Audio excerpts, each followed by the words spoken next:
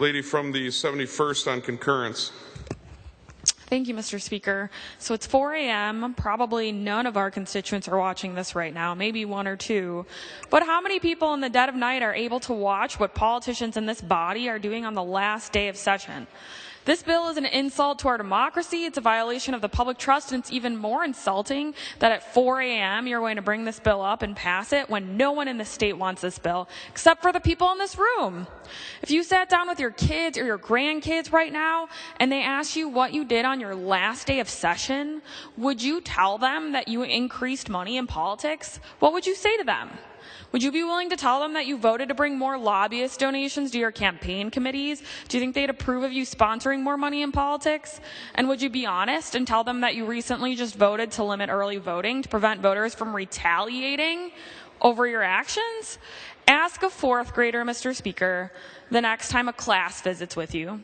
Ask your children and your neighbors who outside of this room would vote for more campaign dollars and donors in this state. No one, no voter tells us at their doors that they want lobbyists to be able to donate to politicians for more months out of the year. That would be hilarious.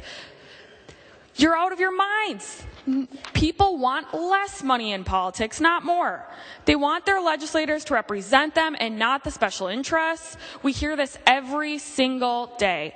They want every elected representative to own their own vote, not have the party leader dictate the votes by controlling the flow of the lobbyist donations. Ask a citizen. If they were to walk into this room today, if we were to let them vote for us on the floor, if we were to leave our seats and have citizens come in and vote, how would they vote on this?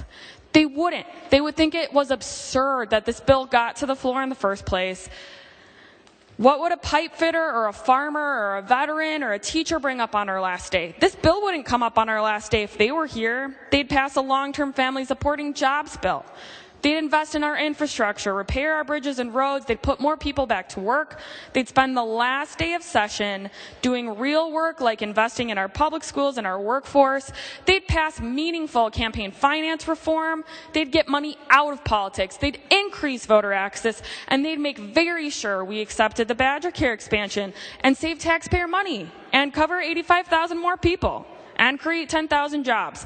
But since they're not here and we are, and since they can't watch right now because it's 4 a.m., the dead of night, you need to think about this and figure out what you're going to say to them when they ask you how you voted. Because let's be clear, they wouldn't dare spend any time catering to special interests if they were here just to walk on the floor and vote and then leave.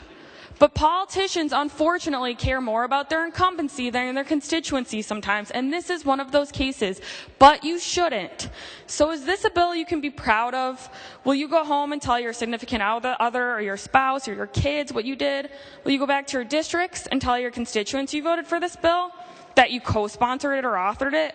Probably not. A bill to get reelected.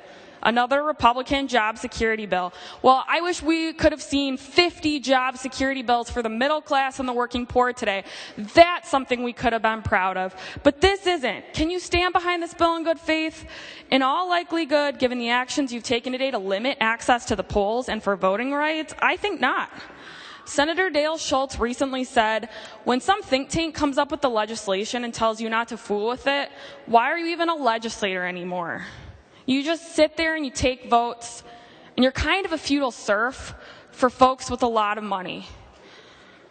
It's embarrassing that this is what has become of the Wisconsin State Legislature. The vote is red on passage, and if you vote green, take that vote home with you.